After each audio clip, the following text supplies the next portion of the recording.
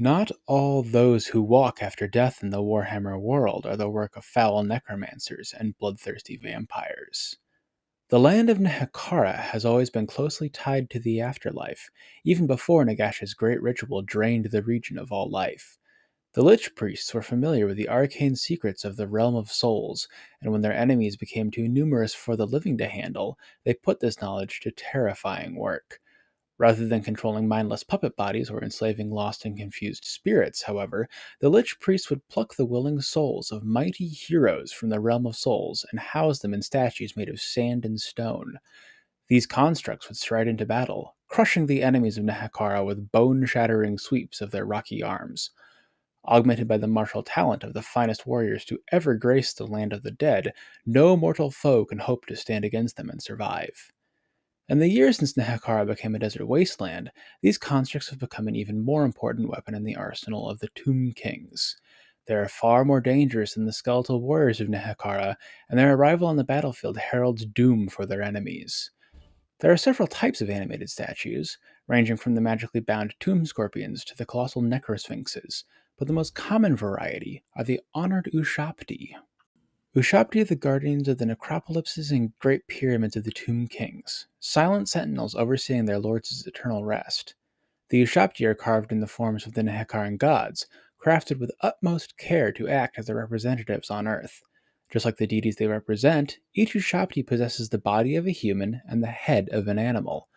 While every member of the Nehekaran pantheon has ushabti carved in their image, some are more likely to be sculpted than others. Ushabti bearing the visage of Dejaf, the jackal-headed god of war and death, and Fakath, hawk-faced god of the sky and justice, are the most common varieties seen on the battlefield. Their divine frames are sculpted from only the finest granite, marble, and jade, while dazzling golden jewels decorate their hollowed bodies.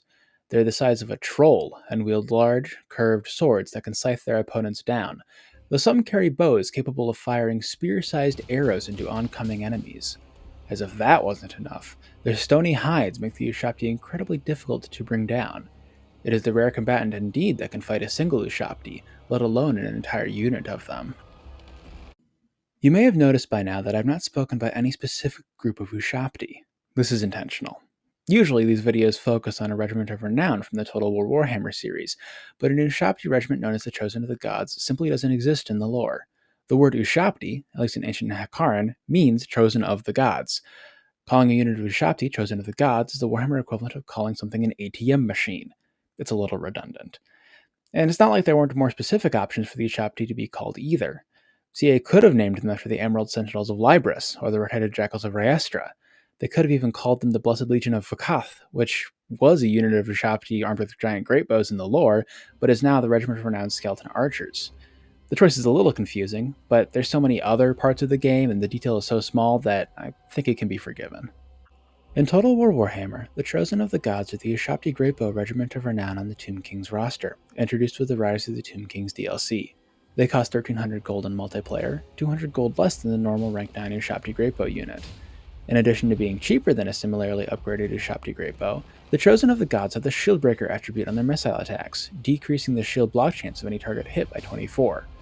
More importantly than this, however, the Chosen of the Gods' arrows split into a cluster of arrows before hitting their foes. This makes them excellent at dealing with heavy cavalry and infantry, as the spread of their projectiles lets them hit more models than the average ushabti Greatbow, and avoids overkill. This does make them slightly less adept at killing large monsters or enemy artillery, however, as each individual arrow does less damage than a normal ushabti Greatbow shot. All in all, the Chosen of the Gods have a useful role in the Tomb King's army in multiplayer, dealing with elite infantry that can sometimes give the Lords of Nehekara trouble.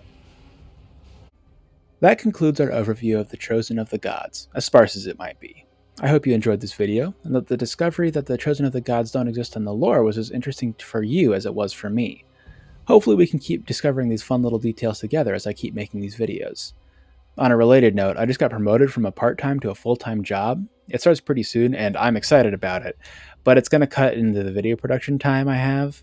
I'll try to keep the videos coming out on a regular clip, but until it's clear how much my time will be eaten up by the job, I'm moving from making 3 videos a week to 2 videos a week just to make sure I can keep being consistent. The goal is to release a lore video every Tuesday and Saturday, and hopefully a campaign video on the same basis, Tuesday, Saturday, starting next week. Until next time, this has been Sigmar's Chosen, signing off for now.